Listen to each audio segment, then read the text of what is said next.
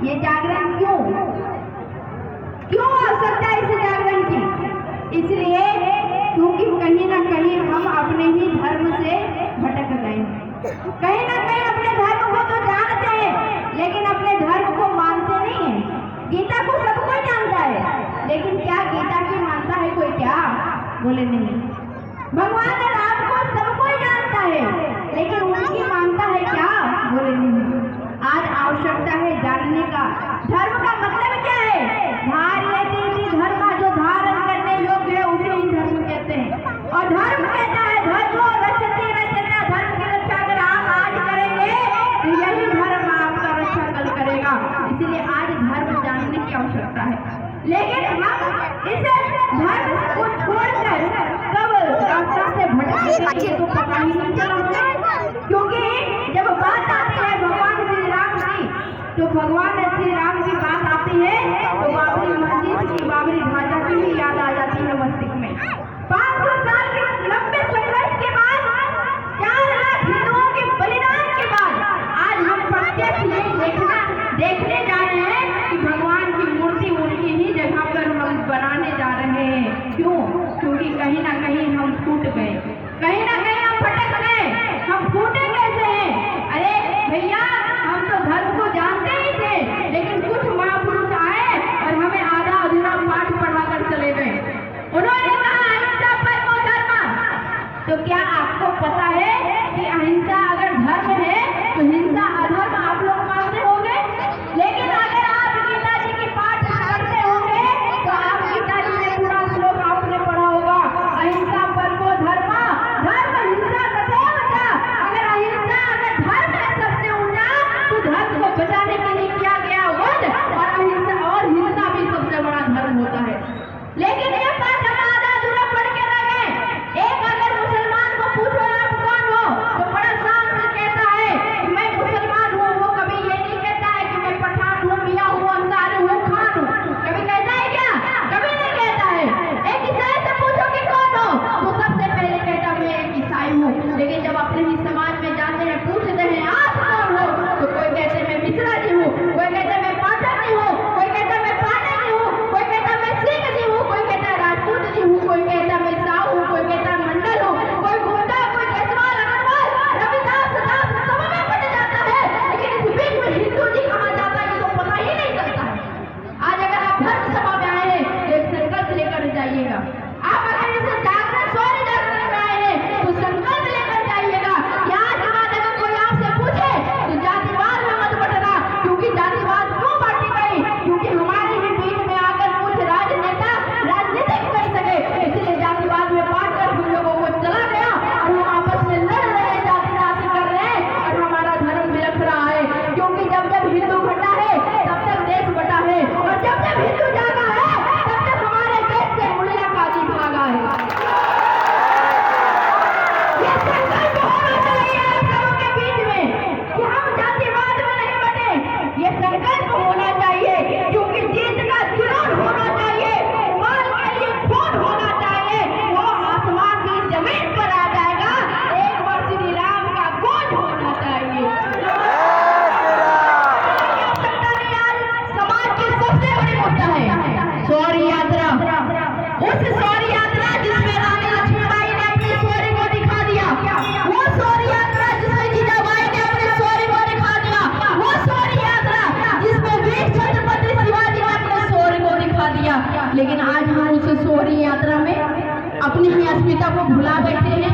हमारे समाज में हल्का इको कम कर दो भैया, जहाँ भी साउंड सिस्टम है इको हल्का कम कर दो। वो शौर्य यात्रा में हमारे ही समाज में कुछ विधर्मी आ जाते हैं।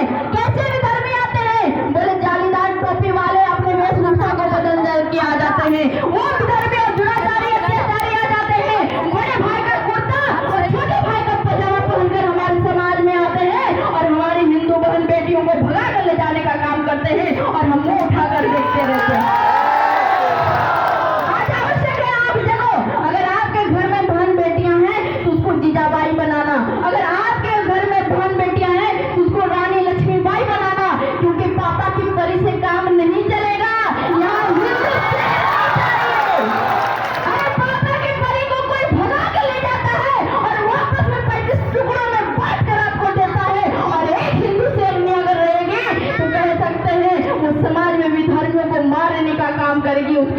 करने का काम करेगी। इसलिए आपके घर में अगर कोई बहन हो तो आप रक्षाबंधन में कोई कपड़ा मत देना, कोई मोबाइल मत देना, कोई गहना मत देना। उन बहनों के हाथ में एक तलवार भेंट कर देना और उन बहनों को कहना कि बहन, अगर कोई लव जिहादी तुम्हारे ऊपर नजर उठा कर देखे, अगर कोई दुराचारी अत्याचारी विधर्मी तुम्हारे ऊपर नजर उठा कर देखे, किसी तलवार से उसका वध करके तुम घर वापस आना, जो होगा आगे देखा जाएगा। आज हो सकता है जगने का, लेकिन आप जगोगे कैसे? जातिवाद में बढ़ के जग जाओगे क्या? बोले नहीं। आप जगोगे कैसे? क्या आप अलग अलग पंथ मजहब में बट जाओगे तब जगोगे क्या? बोले नहीं, आज ही जगोगे। क्योंकि बहुत लोग आज भी कहते हैं अरे मंदिर तो बनने दो, तोड़ेंगे तो हम ही। हम उन विधर्मियों को कहना चाहते हैं, भैया मंदिर बनने का डंका हमने बजाई थी और अभी अयोध्या केवल झांकी है और काशी मथुरा अभी बाकी है। संघर्ष हम लोगों को करना है। इसलिए जीवन में आप केवल हिंदू मत बनना। हिंदू कौन?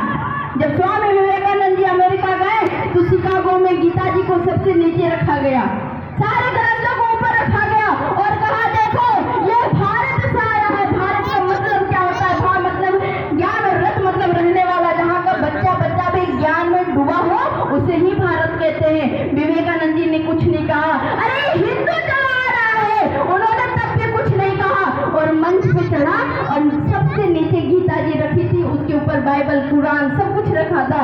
उन्होंने गीता को जैसे ही निकाला सारा ग्रंथ ढह गया। तो स्वामी विवेकानंद जी ने कहा था हम हिंद महासागर के किनारे बसेरा करने वाले हैं, अगर मेरे पास आओगे तो सबको हम शरणागति करते हैं। लेकिन कहीं अंदर आ गए और आकर कहीं भी धर्मी बनकर अत्याचारी बनकर और कहीं यहाँ धमाधम मचाओगे तो एक बार सुनामी बनेंगे और सबको उठाकर पाकिस्तान और बांग्लादेश भेजने का काम हम करेंगे। आज 2-4 पॉइंट आप लोगों के मन मस्तिष्क में मैं डाल देती हूँ कि हमारे भारत में जनसंख्या कानून आज कहीं ना कहीं लागू होना चाहिए। क्यों? क्योंकि हिंदू समाज में कहते हैं हम दो हमारे दो, लेकिन अगर विधर्मियों को देखो तो वो कहते हैं हम दो और हमारे अल्लाह दिया तो आने दो। इधर कहते हैं हम दो हमारे दो और उधर कहते हैं बांग्लादेशी आने दो। लेकिन आज जगने की काम आपको करना पड़ेगा, क्योंकि अगर ये बांग्लादेशी यूं घुस के आपके घर में घुसपैठ करेगा उससे पहले बांग्लादेशी को मारकर भगाना पड़ेगा। लेकिन तब जब आप कट्टर हिंदू बन जाओगे, पत्थर के संग रहना है तो पत्थर बनना सीखना, अगर हिंदू बनना है तो कट्टर हिंदू बनना सीखना, नहीं तो कुछ सालों में घर घर चिट्ठी बांटी जाएगी कर इस्लाम कबूल, नहीं तो गर्दन काटी जाएगी। वो कश्मीर की घटना